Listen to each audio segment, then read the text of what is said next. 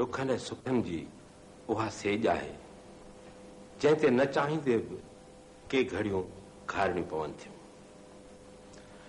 वॾड़ा चई विया आहिनि त ॾुखनि जो इलाज खिल, ख़ुशी ऐं मिज़ाह।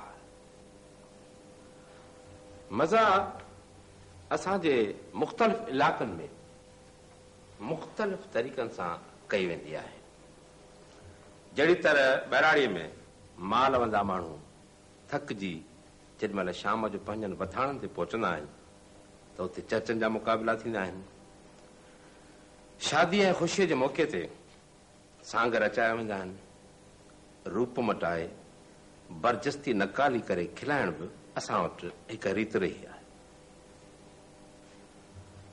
मज़ाह जे सिलसिले में टेलीविज़न जी तरफ़ां केतिरा मज़ाह प्रोग्राम नशर थी चुका आहिनि ऐं मक़बूल बि रहिया आहिनि, जिन में ख़ासि करे सचो कूड़, चए चिटो, ग़लती माफ़, रसचस ऐं अॼु अव्हां जे साम्हूं खिल भोग खणी हाज़िर थिया आहिनि।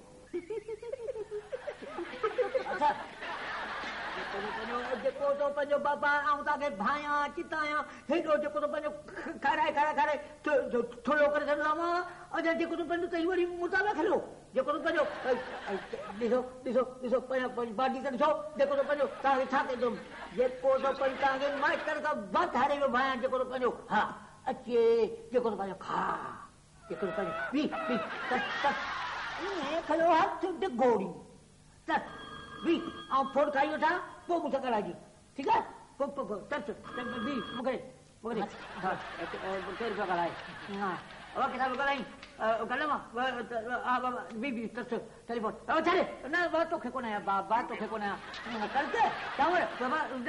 कर न बाबा तोखे कोन आहे मुंहिंजा बाबा हा छा ख़बर चांवर कड़क चकू हाज़ुर खोड़ छॾे बाबा तोखे कोन आहे बाबा तूं छो थो कावड़ी मुंहिंजा बाबा जेको तो पंहिंजो हेॾा भींग पीछे न तूं न अरे बाबा हे धंधे खे वञी दूर पवे हेॾा भींग पीछे